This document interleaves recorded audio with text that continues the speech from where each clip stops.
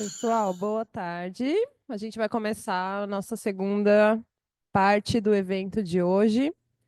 E todo mundo aqui já? Bom, vamos começar e o pessoal vai chegando. Agora, essa segunda parte do nosso evento vai começar com a mesa de justiça climática antirracista, que é um tema super transversal à questão das mudanças climáticas.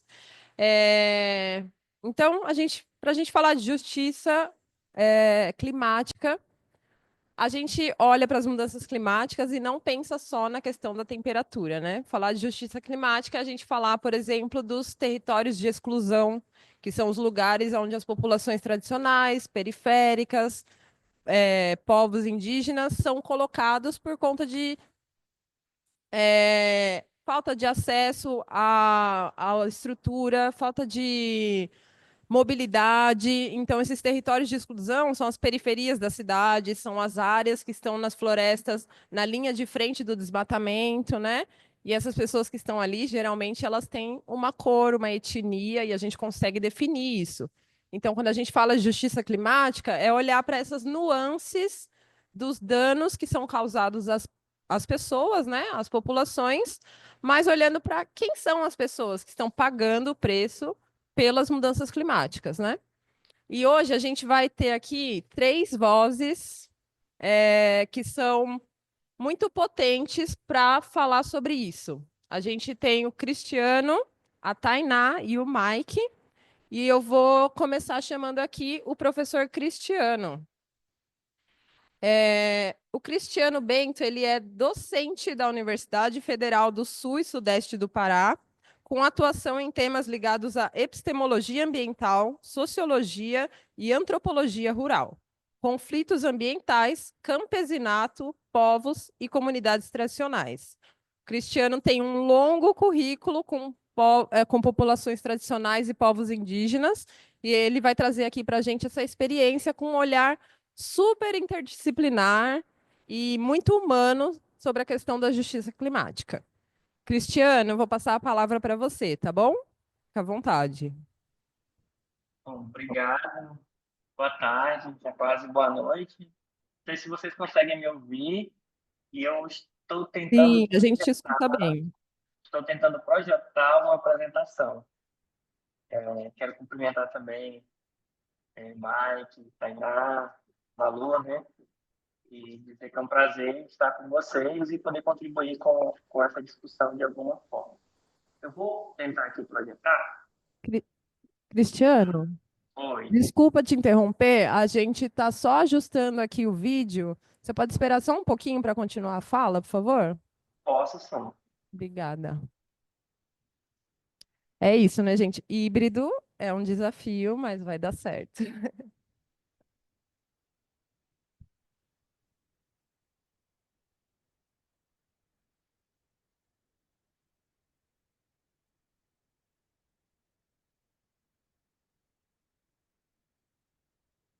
Pronto, tá dando certo aqui. A Larissa vai só ajustar a tela aqui para o pessoal que está na sala. Pronto.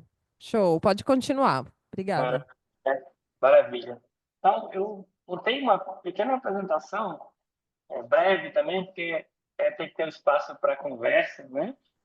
Mas eu agradeço de antemão esse espaço de partilha, que é interessante e importante, sobretudo no cenário em que nós estamos. Eu não sei se vocês estão ouvindo algum barulho aqui, mas está caindo uma chuva torrencial. Eu moro no município de São Félix do Xingu, que é sudeste paraense, né? E vou tentar contribuir um pouco com a discussão sobre justiça, e eu trago também já um adendo à palavra, e com a sua anterior, seria injustiça, né? Injustiça climática, e com confluências étnico-territoriais no Sudeste paraense. Então, vou tentar falar um pouco e trazer alguns exemplos de experiências nos territórios, que estão acontecendo nos territórios, que eu acho que é o caminho para que nós possamos refletir sobre a justiça climática. É o caminho, são as pessoas que estão nos territórios e as suas experiências, né? Eu falo a partir da academia e reconhecendo que a gente aprende muito sobre como contornar essas situações com as experiências que estão nos territórios, né? Então, eu trouxe o título Justiça Climática e Confluências Étnico-Territoriais do Sudeste Paraense, confluências muito inspiradas no Levi Bispo, quando ele traz essa ideia de confluência a partir da noção do encontro, como se fossem rios que se encontram. Então, acho que nós precisamos prestar atenção nessas experiências que confluem para o mesmo lugar, né? Então, acho que talvez hoje a gente consiga dialogar nesse sentido da confluência e a partir de experiências que estão nos territórios. Bom, eu vou me adiantar. Bom, eu tenho algumas pesquisas e parto de principalmente dois projetos de pesquisa, um desenvolvido aqui, aliás, ambos desenvolvidos em São Pedro do Xingu, e com alguma repercussão no outro município, que é o município de Itupiranga, mas todos aqui no Sudeste paraense, né? A região do Sudeste do Pará, ela é uma região de colonização, a gente chama de região de fronteira, que a fronteira é aquilo que a gente chama de espaço não plenamente estruturado. É um lugar para onde as pessoas estão migrando. E quando eu digo pessoas, eu me refiro também a pessoas jurídicas, a empresas de mineração, as ferrovias, as hidrovias, hidrelétricas, e ao mesmo tempo migrantes que vêm de outros estados e começam a conviver a partir das suas diferentes historicidades, dos seus diferentes projetos de vida, das suas diferentes formas de apropriação do território, começam a conviver nesse espaço que a gente chama de espaço de fronteira. Inevitavelmente, a fronteira é o espaço do conflito, né? Porque são pessoas com formas de apropriação do território distintas que vão se encontrar, pessoas com historicidades distintas que vão se encontrar. Então, você tem o pecuarista, você tem a Vale, você tem o grupo Santa Bárbara, que vai expulsando agricultores, componentes, vai expulsando, vai invadindo terras indígenas nesse cenário da fronteira, certo? Então, o lugar de onde eu falo é o lugar do conflito. Inevitavelmente, isso vai aparecer na minha exposição, certo? Eu mesmo sou da região, então eu venho de Altamira, de um município que já é mais sudoeste, né, do Pará, e venho morar no Sudeste, então eu sou fruto desse processo de migração, sou filho de nordestino, né?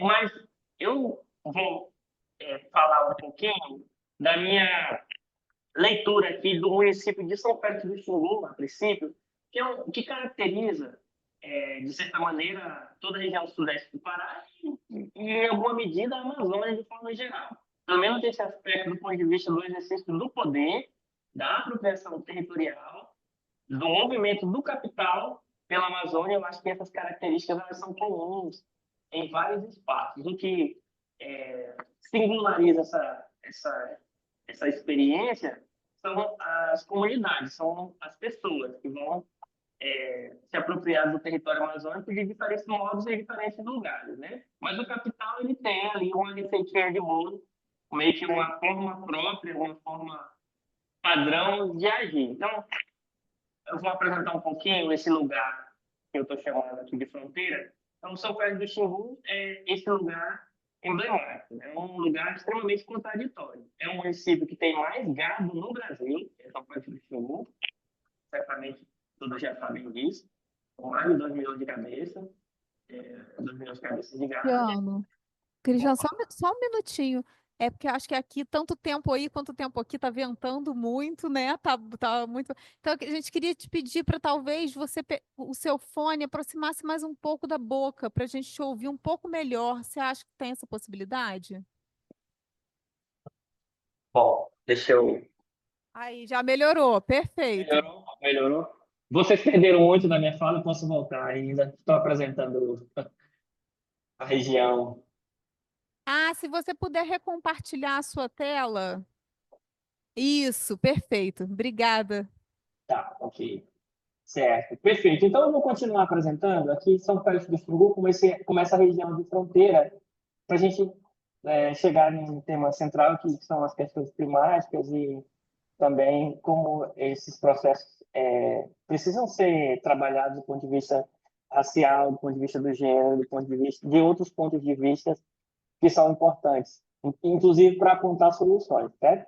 Mas primeiro a gente precisa conhecer o problema. Então vamos lá, eu me referi a São Félix do Xingu como esse lugar de fronteira e um lugar de fronteira do avanço do capital.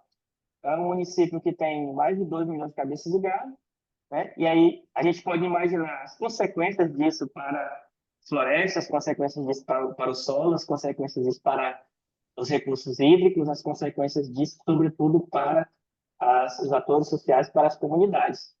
Em geral, agricultores e agricultoras familiares, homens e mulheres, cooperados, associados, povos indígenas, extrativistas, entre outros, entre outras pessoas, entre outros grupos humanos que convivem com essa dinâmica do capital mais hegemônica. E aí o gado, né, a produção do gado, ele produz uma pecuarização da economia, mas também uma pecuarização do modo de vida, do modo de ser na região. Porque junto com a pecuária vem um estilo musical, vem uma religião única, um estilo musical único, formas de vestir únicas, que, em geral, não admitem outros modos de ser.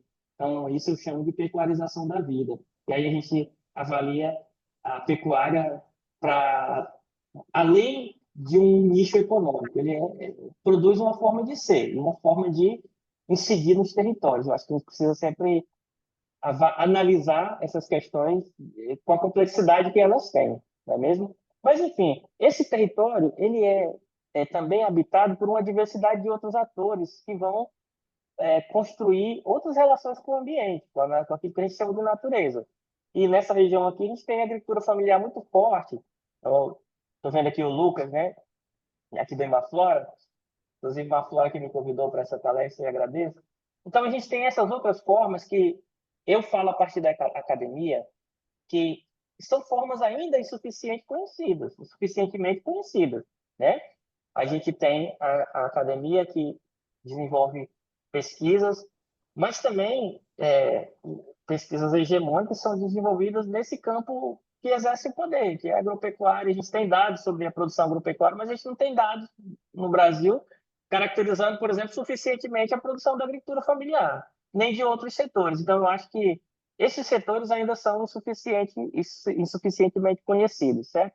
Então, só estou apresentando um pouquinho esse lugar de onde eu falo, e vejo vocês, 70% do município de São Félix do Xingu é de área protegida. Então, olha só a contradição em que nós estamos, né? O município com o maior número de cabeças de gado é um município que tem 70% de área protegida e apresenta também um cenário triste em termos de emissão de poluentes, como o metano. Então, a gente começa a ver essas características que interferem no clima, no conforto térmico, interferem nas outras formas de habitar e utilizar o território, como a agricultura familiar, e a gente tem o agrotóxico que vem nos últimos anos mais fortemente afetando essas famílias. A gente tem também as queimadas, entre outras, e que é também um modo de expulsão e um modo também que a gente precisa observar de deslegitimação de outras formas de vida, desses outros modos de ser, dessas outras organizações da vida no território, certo? Então, assim, de uma forma muito rápida, é assim que o capital ele se exerce aqui nessa região de São Félix do Xingu. É através, fortemente, da agropecuária, através do garimpo, e aí isso incide na floresta, e, consequentemente, incide nas pessoas, né? Nos grupos sociais. Aqui é uma terra indígena que, certamente, todos vocês acompanharam esse caso, a terra indígena anterior que foi invadida também, em função desse projeto da pecuarização, né? Recentemente, a Justiça procedeu à retirada dessas pessoas. Então, para não me alongar mais, é esse o cenário que caracteriza essa região de fronteira em que eu estou mencionando, né? Por outro lado, a gente tem esses outros atores, esses outros grupos, que são grupos que têm os seus projetos civilizatórios, eu chamaria assim, porque eu acho que é o termo correto, eu acho que é um termo que abrange um pouco a dimensão do que essas pessoas fazem no território, que é apontar para um outro horizonte de vida, né? Se a gente tem, por um lado, o horizonte do capital, o projeto civilizatório do capital, que é um projeto que polui, que desmata, que é um capitalismo que avança sem o consenso que a gente percebe morando nessa região, é que esses projetos avançam de maneira extremamente autoritária e sem produção do consenso. Mas, por outro lado, a gente tem esses outros atores que estão construindo essas confluências, que eu estou chamando de confluências étnico-territoriais, inspirado no Antônio Bispo, né? E que nos dão uma lição, nos apresentam outros projetos civilizatórios, inclusive, que incidem frontalmente ali nesse debate da justiça climática, porque são pessoas que estão produzindo floresta e pessoas que, mesmo que não, as que não estão, alguns que não estão produzindo, mas estão mantendo as florestas por causa do seu modo de ser, por causa do seu modo de vida, né? Então, o primeiro grupo que eu acompanho, eu vou trazer uma experiência bem breve, né? Eu vou fazer um relato bem breve, é com mulheres quebradeiras de Coco-Babaçu. Então, tem um município chamado Itupiranga, aqui na região sudeste do Pará, e desde 2017 eu acompanho um grupo de mulheres quebradeiras de Coco-Babaçu de lá. Vocês sabem que as mulheres quebradeiras de Coco-Babaçu, sobretudo nessa região aqui do sudeste do Pará, do Tocantins, Maranhão e Piauí, elas estão organizadas num movimento, que é um movimento interestadual das mulheres quebradeiras de Coco-Babaçu. Então, eu acompanho este grupo em específico, da região sudeste do Pará, né? E esse grupo específico, essas mulheres moram, né, nessa comunidade que é chamada Vila Tauiri, e elas são afetadas por um projeto que é Hidrovia Araguaia-Tocantins. Todos vocês já certamente ouviram falar dessa hidrovia. Então, são mulheres que são quebradeiras de coco-babaçu, extrativistas, são comunidades pertencentes a comunidades tradicionais, mas pescadoras e ribeirinhos. São pessoas que têm ali múltiplas identidades, né? Então, quando o grande projeto chega, ele afeta essas mulheres em suas múltiplas identidades e nas múltiplas relações que elas constroem com o território, né? Então, elas estão aí num cenário de impacto da hidrovia Araguaia-Tocantins, mas eu queria me deter em como que elas têm trabalhado em torno do Babaçu, de uma economia do Babaçu, que não é essa economia predatória que vem com a pecuária, com o modelo de pecuária que a gente tem aqui na região, porque nem todo modelo de pecuária é predatório, né? Mas esse modelo que a gente tem, ele é um modelo pernicioso. Então, elas estão situadas num lugar que é cercado por fazendas, e as fazendas, os fazendeiros são os principais vilões dessa atividade, que não é só uma atividade, é um modo de ser, né? Delas que elas constroem com as florestas de babaçu. Inclusive, elas usam uma metáfora que é interessante, que a palmeira do babaçu é como uma mãe para elas. Então, a palmeira associa uma palmeira a uma mulher. Também são 9 meses para a palmeira dar o cacho do babaçu, para o cacho ficar no ponto de consumo e tudo mais, de trabalhar. E assim como a concepção do filho, das crianças pelas mulheres também. Então, elas fazem essa associação muito viva entre a palmeira do babaçu e, e a vida feminina, né? Mas elas vivem nesse cenário de ameaça do grande projeto, entretanto, elas conseguem construir essa economia que é ecologicamente sustentável. Parece que eu já estou aqui ultrapassando meu tempo, mas eu vou falar um pouquinho mais. E aí tem vários derivados do babaçu que contribuem não só para a economia, porque esse debate não é só econômico, ele é econômico, ecológico, ele é político. Essas mulheres são organizadas em movimento, então são pessoas que estão pautando, que estão levando projetos de lei para serem aprovados e dimensionando como que elas querem ser protegidas nessa relação com o ambiente, né? E aí a gente tem os derivados, depois eu posso me deter um pouco mais e explicar o que são esses derivados. O azeite é um item que é doméstico, as biojoias e tudo mais. Mas assim, eu acompanhei esse grupo mais de perto há mais tempo, e na região de São Félix do Xingu a gente também tem outras mulheres que aí certamente vocês já têm muito acúmulo sobre isso, né? Mas que é a Associação das Mulheres Produtoras de Polpa de Frutas.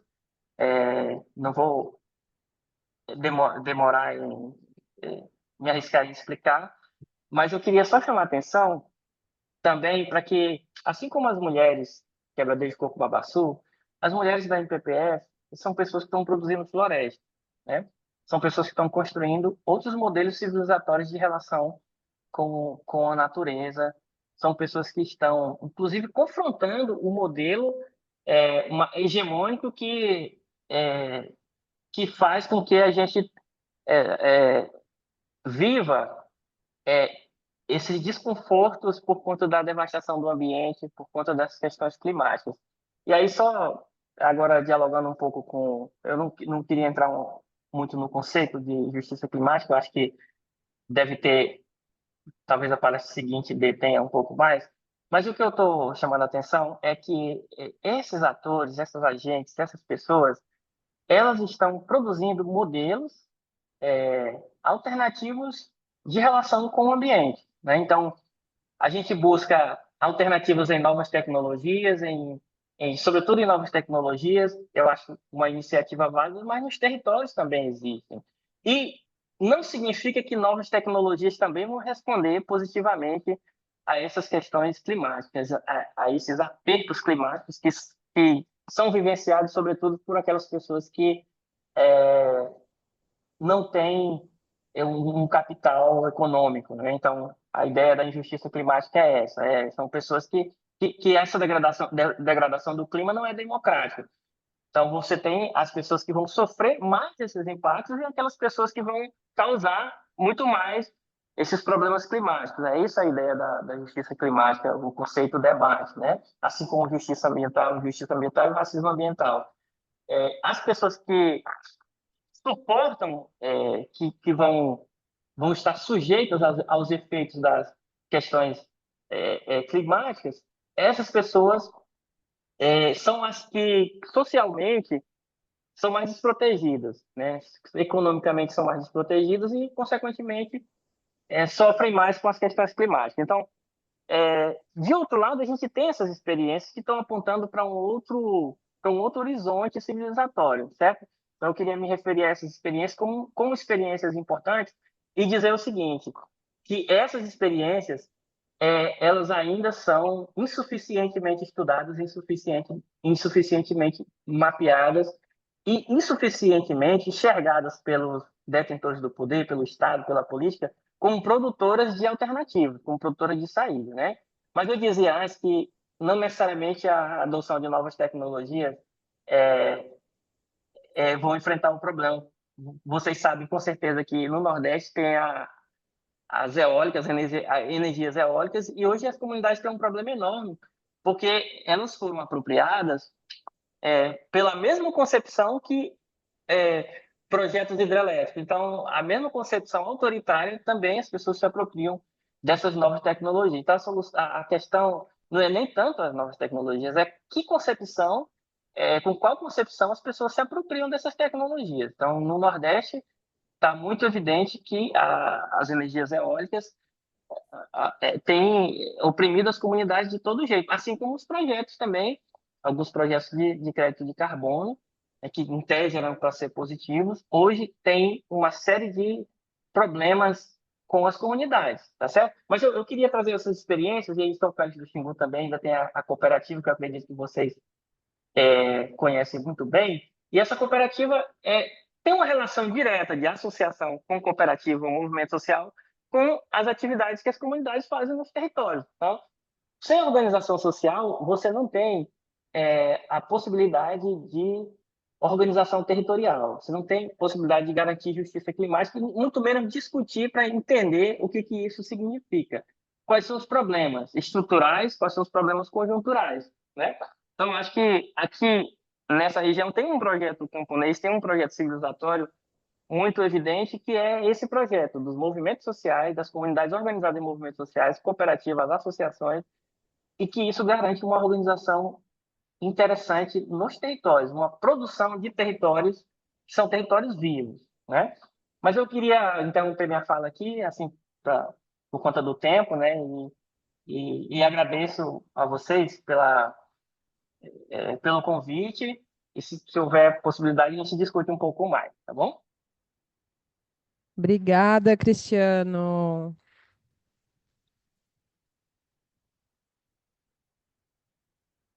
Bom, a fala do Cristiano, ela traz muitas reflexões, né? Porque ele toca num ponto da epistemologia ambiental, desses projetos civilizatórios que a gente vive e que existem vários projetos civilizatórios paralelo a essa lógica dominante, né, do norte sobre o sul. Então, é trazer para o debate climático a questão da raiz do problema, né, que sempre foi a exploração da terra, a exploração principalmente do norte global, explorando o sul global, explorando a terra, explorando as pessoas, e como a gente pensa no futuro a partir dessas tecnologias ancestrais também, né? Como que a gente projeta o nosso futuro considerando os conhecimentos que já existem. Então, a fala do Cristiano ela é muito inspiradora porque a gente vê que as mesmas pessoas que estão na linha de frente da mitigação das mudanças climáticas são as mais atingidas. Então, essa injustiça, essa balança, realmente ela pesa muito para o lado dos povos que estão na floresta, das pessoas que mantêm esse modo de vida não ocidental, né? Então, agora, eu acho que o professor, o Mike, ele vai complementar essa fala muito bem. Eu vou chamar ele agora. O Mike Joel Vieira, ele é especialista em direitos humanos e políticas públicas pela Universidade Federal do Oeste do Pará. Foi secretário de Cidadania e Direitos Humanos da Prefeitura de Belém. É facilitador, instrutor e consultor em justiça restaurativa, colaborando com diversos organismos do sistema de justiça. E atualmente ele é professor do Magistério Superior na cadeira de Direitos Humanos, Direitos Especiais Indígenas da UFOPA. Professor Mike, eu passo a palavra para você, tá bom? Muito obrigada. Boa noite, né? Já passou das 6, hora encantada para nós, hora sagrada aqui para nós, povos indígenas da Amazônia. Estão me escutando bem? Sim, a gente escuta bem. Ah, que legal. Energias positivas aí, força para todos nós. Não, estamos numa batalha muito dura. Parabéns, professor Cristiano. Muito obrigado pela oportunidade, gente, de a gente traçar essas confluências, estabelecer pontes, estreitar laços. Isso é muito importante para nós e eu vou já já falar por que é fundamental a gente estar nesse espaço. Me perdoe de antemão de não ter produzido um slide, pelo menos com as fotos, mas vai ficar na nossa imagem essas fotos daqui, o cenário. Eu estou num processo de articulação, movimentos sociais, movimentos indígenas, quilombolas, sindicatos, tentar fazer essa costura para defender o território, fazer essa frente ampla, e eu acho que isso aqui também faz parte desse processo, dessa frente. Já estou estreitando o laço aí com o meu colega Cristiano aí e os outros que vêm, para a gente defender esse nosso território, porque a metáfora que a gente faz é uma metáfora de guerra. Eu faço parte do movimento indígena aqui nessa região há muito tempo, né? Nós estamos aqui no processo da década de 90, onde o movimento indígena, na luta contra aquela visão dos 500 anos do descobrimento, essa luta confluiu também com atividades acadêmicas de ressignificação da história indígena, que deixa de ser uma história assimilacionista e passa a ser uma história que respeita o tempo, respeita a emergência dos povos indígenas. Então, sou parte um pouco desse processo histórico. Me considero um índio preto aqui da Amazônia, faço parte do povo Kumaruara, um povo que tem 10 aldeias aqui na frente de Santarém, que está na luta também pela autodemarcação, pela demarcação de suas terras, pela luta pela sobrevivência e resistência nesse cenário tão complicado de guerra. E a gente está aqui, nessa região de Santarém, que é a fronteira, como o professor Cristiano falou, é uma fronteira de luta, a gente está numa trincheira contra o avanço do agronegócio, e como eu falei para vocês que a gente está nessa metáfora de guerra, nós estamos cercados e o ataque é por terra, água e rios. E eu vou falar por quê. Terra, porque na região do Planalto Santareno, onde fica Mojuí dos Campos, Belterra, que desce para Santarém, nós temos a expansão do agronegócio, em um agronegócio que não se conecta com a cultura local, não respeita a ancestralidade, não respeita a presença dos povos tradicionais. E aí, só para falar de dados recentes que a UFOPA produziu, nós temos, em média, no Brasil, Infelizmente, vocês sabem que o Brasil é um dos países que mais consome agrotóxico, mais consome veneno do mundo. Nós temos 4,5 litros de veneno por habitante do Brasil. Na região de Belterra, chegamos a 29 litros de veneno por pessoa, e quando chega em Mojuí, é 35 litros de venenos por pessoa. O impacto disso na terra é terrível. Solo contaminado, subsolo contaminado, água do poço contaminada. Chegou o momento em que as comunidades pegavam a própria balde do agronegócio para carregar água, e foi feito todo um trabalho educativo para parar com isso. Nós temos uma incidência de aumento de 135% de casos de câncer, má formação congênita, crianças com autismo, aumento do nascimento de crianças com autismo, alergia na pele, coceira, problema nos olhos, escolas cercadas pelo agronegócio, multa bilionária nos produtores, eles continuam fazendo porque é intencional o processo, e essa é a reflexão que a gente faz, que é intencional. Então, nós temos aí o ataque por terra, o ataque pelo rio. Nós temos o rio Tapajós extremamente contaminado por mercúrio, o Alto Tapajós, há uma concentração gigante de garimpo ilegal. Esse garimpo ilegal, né, principalmente depois que abriram uma rota de fuga para os garimpeiros que estavam com os Yanomami, eles se instalaram na região de Itaituba, e esse intensificou a contaminação do rio Tapajós. Então, os povos indígenas que sobrevivem à margem do rio Tapajós, principalmente da pesca, povos indígenas como o povo Kumaroara, está contaminado, alto grau de contaminação por mercúrio. Teve um estudo da Fiocruz, teve um estudo agora mais recente da UPOPA que atesta isso. E por ar, nós temos, a partir desse momento da seca, do verão amazônico, uma intensificação de queimadas por conta da especulação imobiliária, por conta da ausência de fiscalização do Estado, queimadas criminosas e violentas que fizeram com que ano passado, 24 de novembro do ano passado, Santarém ficou 42,8% a mais de contaminação, a mais do que o ar tolerado para a saúde humana, segundo a Organização Mundial de Saúde.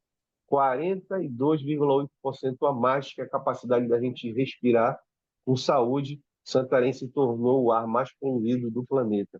Então, esses ataques são intencionais, a gente avalia que é intencional, porque não é simplesmente tocar fogo na floresta e a coisa...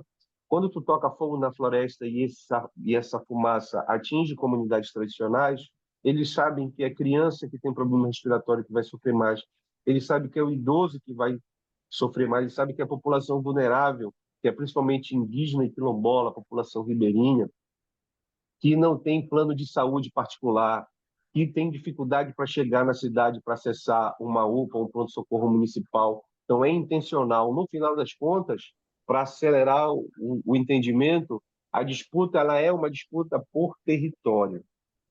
No final das contas, eles querem retirar as populações tradicionais do território para avançar com o ferrogrão, para avançar com o desmatamento, para avançar com a fronteira da soja. E nós temos esse entendimento. E quando eles perceberam que a batalha, apesar de eles terem a estrutura, inclusive da produção cultural na mão, como falou o professor Cristiano, porque isso, de certa forma, enaltece a cultura do agronegócio, enaltece o poder da presença da elite branca nos cenários das populações tradicionais.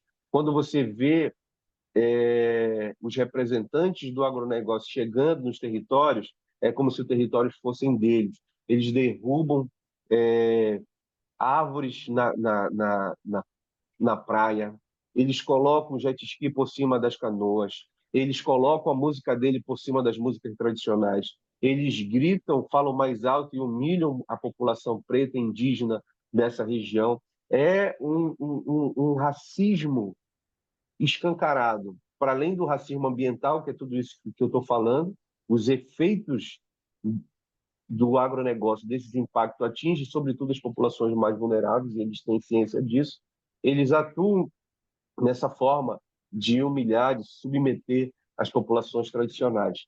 E aí, toda a movimentação é em busca do território. Nós tivemos uma vitória que mostra que o caminho é esse, essa grande aliança de povos da floresta, da cidade, aldeia, sindicatos, quilombos, zona rural, zona urbana, essa grande teia de resistência, nós conseguimos revogar de forma inédita uma lei, a Lei 10.820, que tratava sobre a educação indígena. Muita gente, muitos advogados, inclusive, disseram nunca viam o governador revogar uma lei. Essa é uma batalha perdida. Inclusive, o governador utilizou de todas as formas, até do bom e velho prática colonizadora de dizer que um índio era mais índio que o outro, que esses eram meus índios, né, mais gentis e comportados, e outros eram os índios rebeldes ou não eram indígenas. E nós conseguimos essa vitória porque nós também temos o entendimento que tu acabar com a educação indígena seria a gente voltar a um cenário da década de 60, onde não tinha escolas indígenas e os jovens tinham que sair muito cedo para as cidades, e a cidade é uma máquina de moer gente, uma máquina de destruir a ancestralidade, uma máquina de destruir a história, a cultura do nosso povo, é uma máquina de fazer a gente ter vergonha do que a gente é e acreditar que o caminho certo é um caminho que o Sudeste apresenta como horizonte para nós, como a elite branca apresenta como horizonte para nós. A gente colocar na nossa cabeça que a gente tem que se comportar igual eles, e a gente não precisa disso. A gente é indígena, a gente é ribeirinho, a gente é amazônida, a gente é quilombo, a gente é povo. A gente é comedor de peixe com açaí e a gente não tem que ter vergonha disso. A gente canta e dança carimbó e a gente vive de acordo com a fé dos encantados, porque para a gente um garapé tem dono, para a gente o rio tem dono, para a gente a árvore é nossa amiga.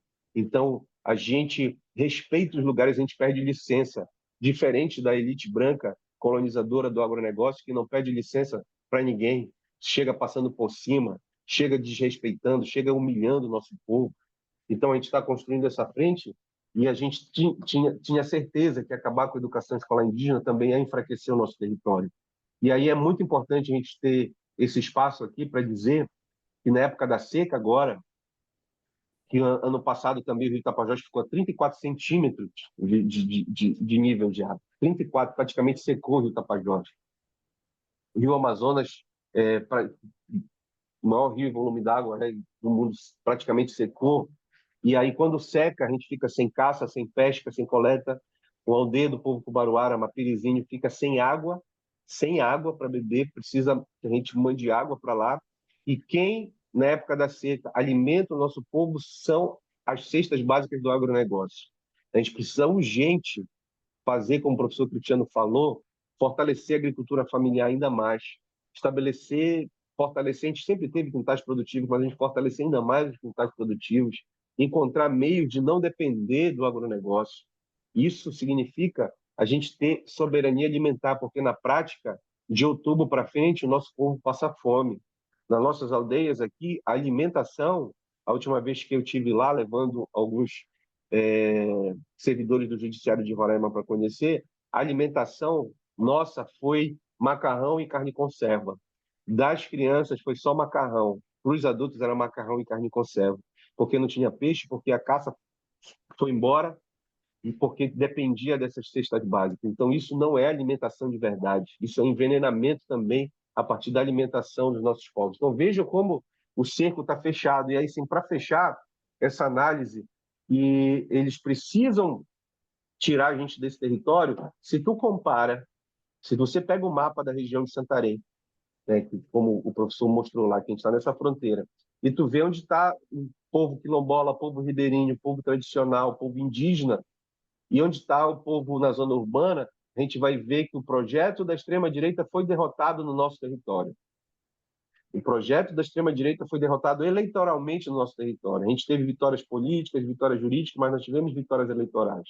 Então, isso, na cabeça deles, é uma afronta e eles precisam tirar a gente urgente desse nosso território. Então, a presença e a resistência no nosso território significa vida e uma forma de viver, uma outra civilização, como disse o professor Cristiano. Então, nós temos esse objetivo, né? E a minha fala é muito nesse objetivo, de fazer essas frentes, fazer essas articulações, depois pegar o contato do professor Cristiano e dos outros palestrantes aí, para a gente ir trocando ideias, porque essa frente é a frente de resistência, frente de luta, e essas lutas não podem estar isoladas. Se essa organização deles é estruturada, a nossa organização também tem que ser estruturada. Se a luta deles tem força econômica, a nossa tem a força do poder popular, do poder indígena, do poder quilombola da nossa ancestralidade. Eu acho que eu já falei demais, mas acho que as tarefas são essas, sabe, da gente conseguir se alimentar, comida boa para o povo. Chega de soja, faço parte também dessa frente, chega de soja. A gente quer se alimentar com qualidade, com saúde. A nossa terra é uma terra de abundância, sempre foi, né, professor Cristiano e galera que é aqui da Amazônia. A gente nunca passou fome aqui, a gente sempre teve peixe à vontade, fruta à vontade, a gente sempre teve alimentação à vontade, nossa mesa sempre foi farta, a gente nunca tivemos escassez, e agora com essa crise climática a gente está convivendo com essa escassez, isso é inaceitável. Então, vamos fortalecer esses laços, vamos organizar essa estrutura, vamos falar onde a gente puder falar e vamos resistir a partir da nossa ancestralidade, da nossa fé aqui, nossa terra do bem viver vai se consolidar. Obrigado, gente.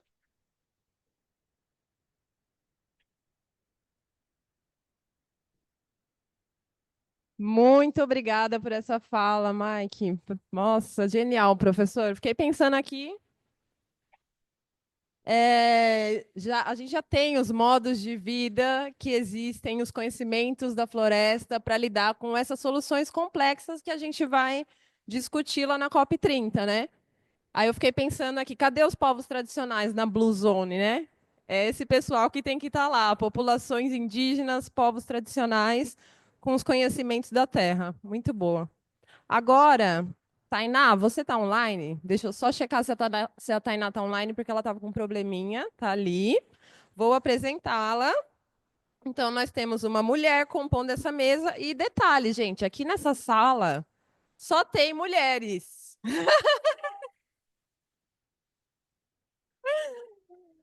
Mulherada da floresta, da certificação, trabalha com a pecuária sustentável, do clima, das cadeias da sociopio, então, atuando em várias áreas, né? Eu acredito que o futuro, a salvação da humanidade vem a partir das mulheres, das mães que geram novas vidas. E eu digo isso porque as minhas lideranças aqui, gente, são todas mulheres. Todas as minhas lideranças são mulheres. Gente. É isso, essa reparação histórica também passa pela reparação de gênero, né? As mulheres precisam estar nos espaços de tomada de decisão. Então, vamos chamar a nossa convidada da mesa de hoje, que é a Tainá Gutierrez. Ela é administradora pública formada pela FGV, pós-graduada em Transição Energética e Direitos Humanos pela CLACSO, CLA-CSO, do Equador, e mestranda em Administração Pública e Governo na FGV. Ela atua como assessora internacional do Guelé-10, Instituto da Mulher Negra, e secretária executiva da Rede por Adaptação Antirracista. Pesquisa o legado do movimento negro na luta socioambiental e climática, focando nos saberes das matrizes africanas e suas práticas culturais no Instituto Omó Nanã. Bem-vinda, Tainá, a palavra é sua. Oi, gente, vocês me escutam bem? Sim. Sim. Bom, queria dar uma boa noite para todas e todos. Pedir desculpa porque eu não pude assistir a apresentação do professor Cristiano, mas tive a sorte aí de conseguir entrar aqui no finalzinho da fala do professor Mike. Estou muito feliz de poder ter ouvido. Tive alguns problemas de conexão aqui que inviabilizaram minha participação no começo. É, já estamos aqui em ritmo de COP. Estou aqui em Brasília para participar dos eventos de pré-COP, nessa correria contra o fim do mundo e contra esse fim do mundo que é destinado só para a gente, né? Enquanto quem toma decisões políticas está muito confortável porque sabe que esse final do mundo vai demorar para eles, porque eles conseguem saber e sentir que a gente vai morrer primeiro e que eles têm uma falsa crença de que eles vão conseguir encontrar respostas enquanto o nosso povo e os nossos territórios vão morrendo primeiro, né? Então, estou nesse contexto assim de muito envolvimento com as negociações climáticas, de muita preocupação e, ao mesmo tempo, muita sede de ir de encontro com esses negociadores e com todos esses tomadores de decisão para posicionar as nossas demandas e os nossos saberes enquanto protagonistas assim desse espaço, né? Acho que ao longo desses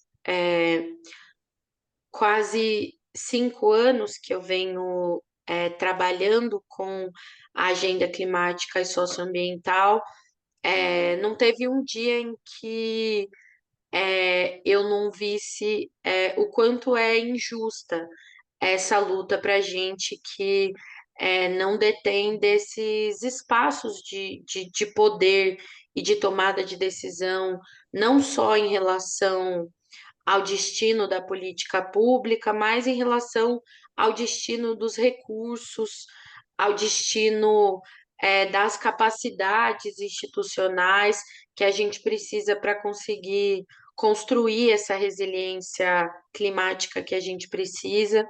E eu acho que é sobre isso, né, que a gente fala quando a gente está falando de uma justiça climática que precisa ser antirracista.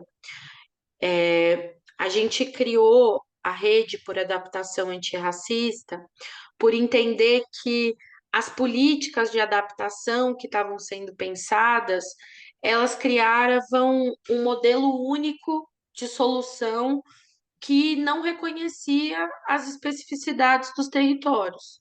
Então, começou a pipocar projetos e projetos de soluções baseadas na natureza, que nada tinham a ver com a necessidade que alguns territórios tinham. Alguns territórios tinham como política emergencial o saneamento básico, e não a construção de uma praça esponja que consegue controlar os efeitos da chuva, porque sequer tinha espaço em alguns territórios para conseguir construir essa praça esponja.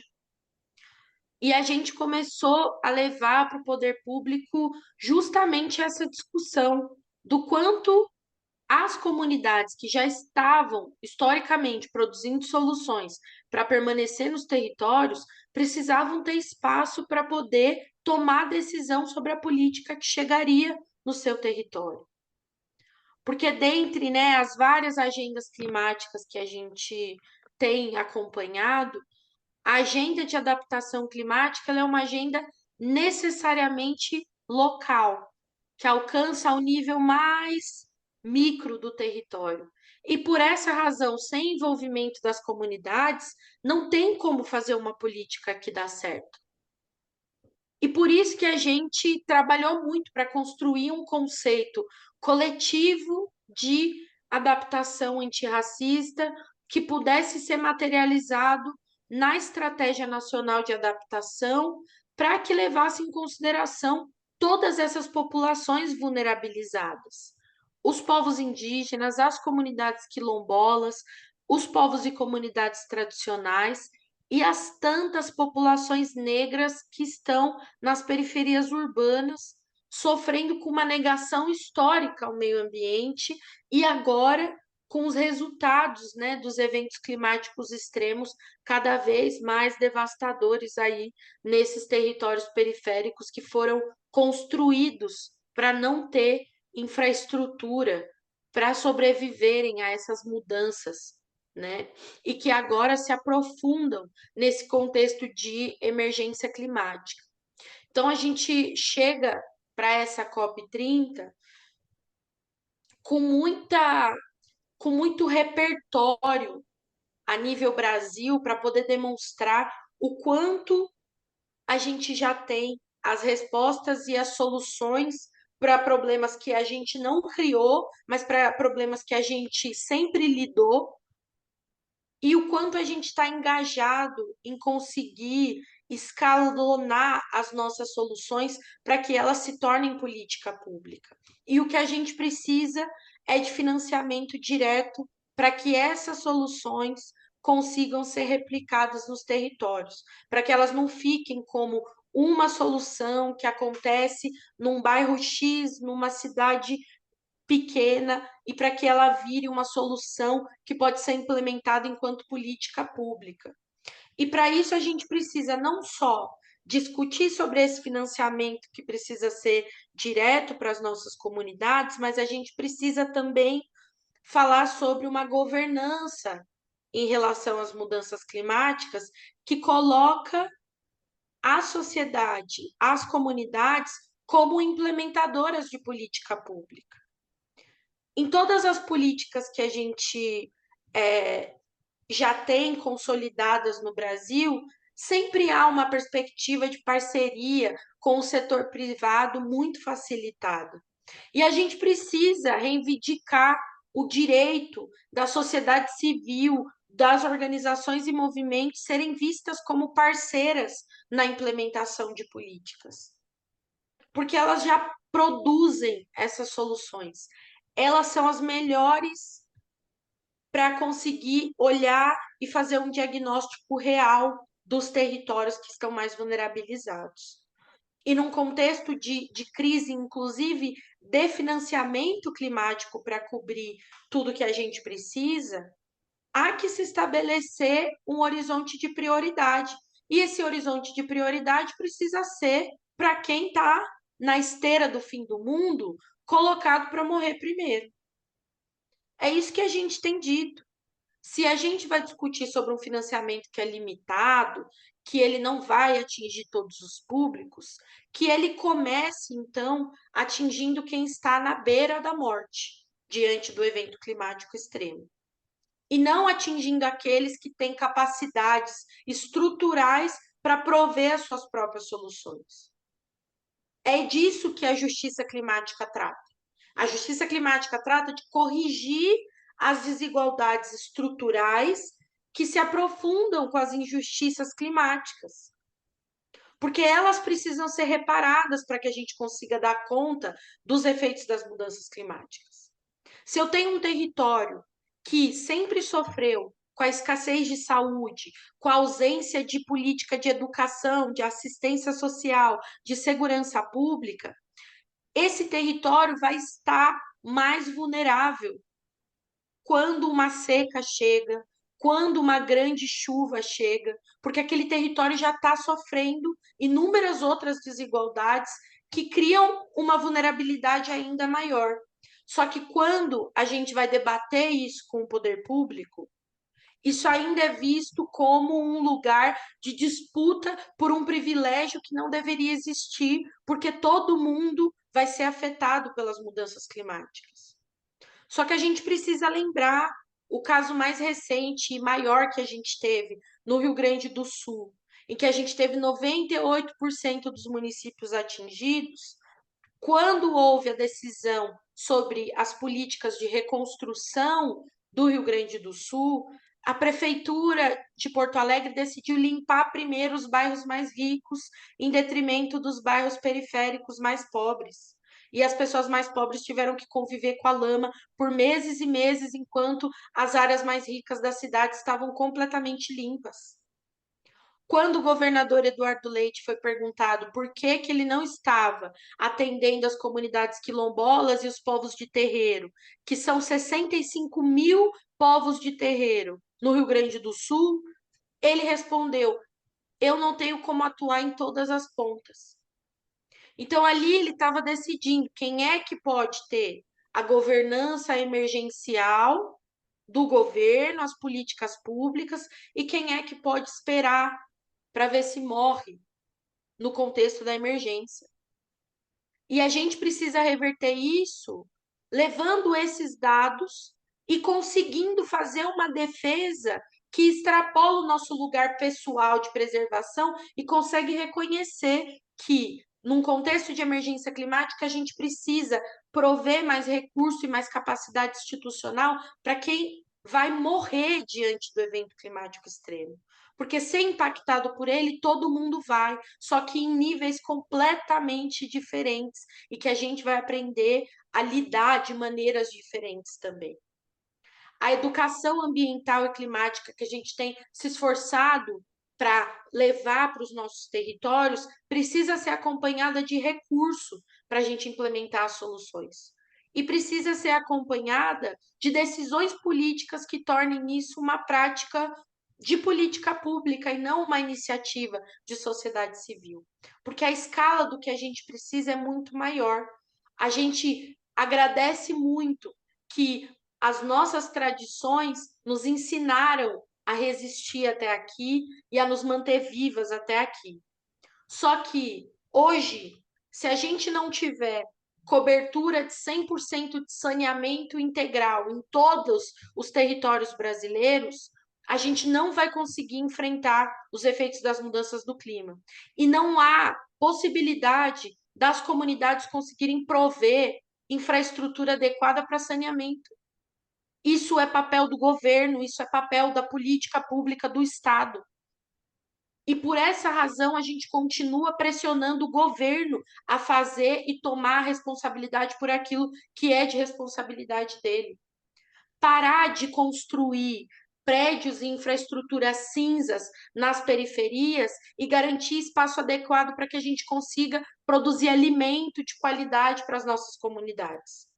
Porque diante da emergência climática vai ser cada vez mais difícil as periferias urbanas acessarem o alimento que é produzido nos quilombos, o alimento que é produzido nas terras indígenas. E para isso a gente vai precisar desenvolver quintais produtivos, hortas urbanas nos nossos territórios periféricos. Só que para isso a gente precisa ter direito à terra, direito a território, que está sendo todo dia especulado para o setor imobiliário chegar nos nossos territórios, nos expulsar e vender aquele território para ser gentrificado, para ser colocado novas pessoas e a gente ser movido para outras áreas de risco.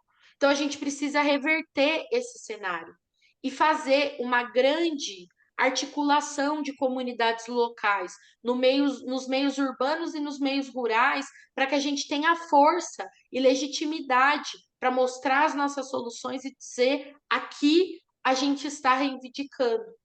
Porque não é uma reivindicação única, né? É uma reivindicação que precisa ser para todo mundo. E acho que era isso que eu queria partilhar. Obrigada.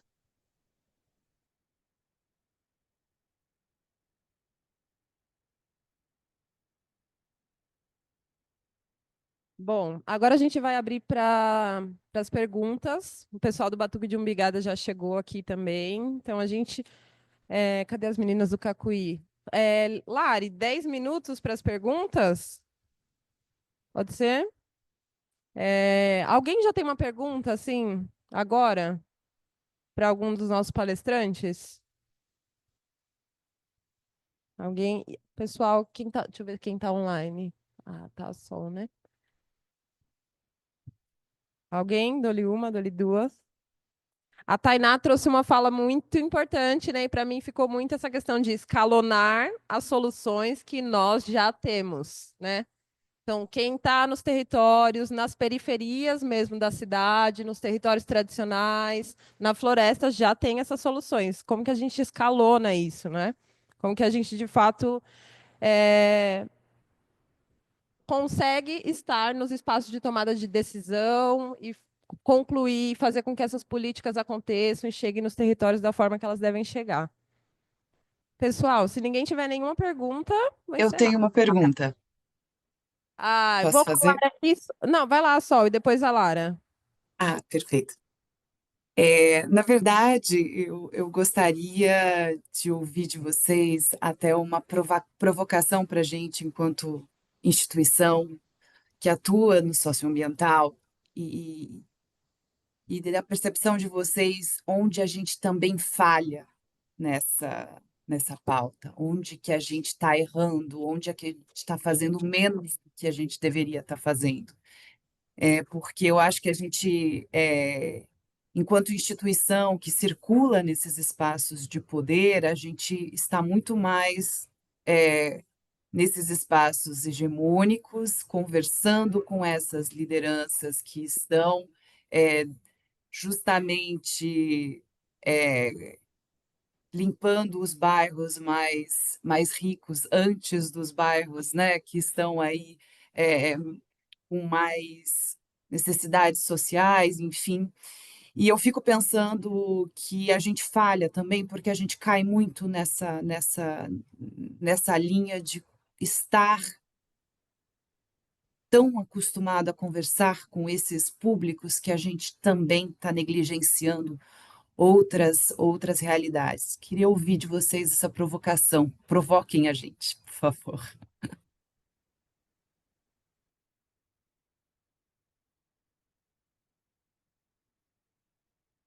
Quem de vocês três quer responder à provocação da Sol? Bom, eu vou começar a dialogar com a questão da Sol no seguinte sentido, né?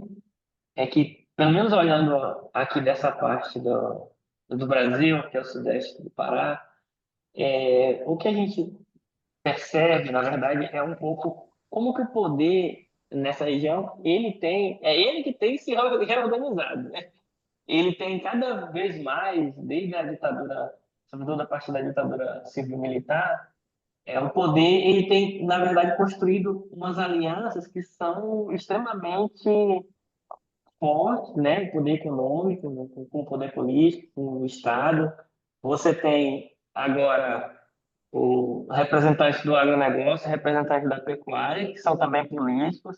A gente tem, historicamente, famílias de políticos que dominaram a economia local nos anos 60 e 70, que ainda estão na política. Então, isso acaba que endurece as condições de luta das pessoas. As pessoas aqui na região sempre, as pessoas sempre lutaram, as pessoas sempre foram mortas por esses setores, por defender a natureza, por defender sua forma de vida, por construir aliança, né, como o Mike colocou muito bem, aliança com povos tradicionais, quilombolas com indígenas. Então, a gente tem um cenário aqui que é de endurecimento mesmo e de coesão do poder, que acaba, de certa maneira, refletindo na própria resistência. Mas a resistência sempre existiu e sempre existe aqui, sempre há, né? Então, tem mais esse sentido. Agora, uma coisa que Solange chamou, Tainá chamou a atenção, que seria importante refletir, pelo menos para nós que estamos aqui, essa necessidade de realmente para essa escala da disputa da política pública, de disputar enquanto coletivo mesmo, né? Então, eu acho que nesse cenário aqui, eu não sei por qual situação, mas o que eu percebo é que também tem um isolamento das lutas, uma fragmentação das lutas aqui nos territórios. Então, eu vejo, por exemplo, o MST que está mais aqui, uns 600 quilômetros daqui, tem lá uma luta consolidada, mas com outros setores lá. Mas para cá já é um outro cenário, são outros atores que estão articulados, não é que não existe a articulação. Para nós, talvez, eu acho que a resistência se organizasse melhor no, no que o Mike chama de aliança, seria mais interessante. Eu acho que a gente teria condições de construir se tivesse condições de construir estratégias melhores ou um pouco mais efetivas de aliança, seria mais interessante, principalmente nesse cenário agora das plataformas digitais, né? Eu acho que ainda falta da nossa parte aqui um pouco esse aprendizado para lidar com essas ferramentas e usá-las em função da resistência, né? É claro que nós estamos em cenários diferentes do ponto de vista do acesso a essas tecnologias, mas eu acho que desse ponto de vista a gente ainda precisa aprender mais, né? Para poder construir essas articulações, porque o mundo ele é interconectado. Hoje a gente consegue fazer essas conexões, mas ainda eu acho que é um ponto que fica um pouco a desejar nesse sentido, né? Eu não acho que não chamaria também de falha, mas eu acho que a gente está aprendendo, né? Nesse sentido. Olhando a partir desse território. E já também elogiando as falas do Mike, fala de Tainá, que foram falas assim, significativas nesse sentido de construção dessas alianças, e é isso mesmo, a gente precisa disputar o Estado e promover as políticas públicas a partir do que já existe, né? Mas aí, sem ir pela via do Estado, fica uma situação de fragmentação. Bom, esse é o meu olhar sobre a questão. Cristiano, Eu eu vou vou, passar eu vou agora. aproveitar. Pode Tem falar. mais uma pergunta? Ah, não, é só contribuir, mas vai ter mais uma pergunta, né? Mas eu vou contribuir pontualmente, que eu gostei muito da fala, da pergunta da Solange, que ela é, inclusive, uma pergunta bem corajosa. E aí eu vou falar, não é uma crítica pontual a nada, é só a partir da perspectiva nossa, que a gente vê. Eu acho que duas coisas são importantes, assim, para contribuir com a fala do Cristiano, que eu acho que é estender esses laços, construir essas pontes, formar essa aliança. Eu acho que é o caminho. Mas para isso, quem vem de fora tem que reconhecer o racismo enquanto uma prática dominante. Eu vejo muita gente que vem de fora dizendo, não, pormenorizar isso. Racismo, preconceito cultural, que estabelece uma lógica subjetiva de dominação e acaba caindo no paternalismo, no romantismo de salvar todo mundo, e não é assim, a gente se salva junto. Eu acho que isso é uma coisa. A outra coisa é perceber uma lógica, como eu falei para vocês, não é crítica pontual, não, mas uma lógica que organiza o Brasil a partir do Sudeste e como isso impacta na relação, sobretudo com os povos da floresta. Eu acho que isso é fundamental, porque na prática a gente acaba territorializando os espaços e perdendo a comunicação. Aí eu vou dar um exemplo bem prático. Quando eu chego no determinado território, esse território indígena, quem comanda esse território é a organização fulano de tal. Quilombola é fulano de tal. E aí tu não consegue comunicar por conta dessa necessidade de proteger, né? Porque houve uma territorialização. Eu acho que o tempo agora, o tempo histórico exige que a gente se dê as mãos.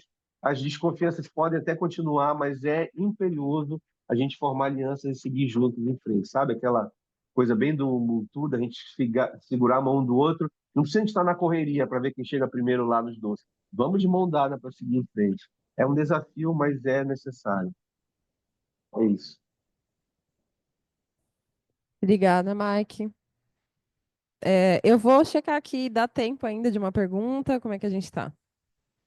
Eu acho que a gente já passou o tempo e tem uma próxima, tem mais duas atividades ainda hoje. Então, eu vou encerrar por aqui a nossa conversa, mas eu quero agradecer a Tainá, o Mike e o Cristiano por falas tão potentes, né? Trouxeram muitas reflexões para a gente enquanto pessoa, mas enquanto instituição também, aqui, né? Cada um na sua área, na sua praxis, também pode refletir sobre essas questões que vocês trouxeram aqui. Então, eu agradeço a participação de vocês e é isso, em nome do Cacuí. Muito obrigada. Vou encerrar essa nossa roda de conversa. Tchau. Próxima. Tchau, tchau, gente. Prazer enorme. Tchau, tchau, tchau. Valeu. Tchau, obrigada.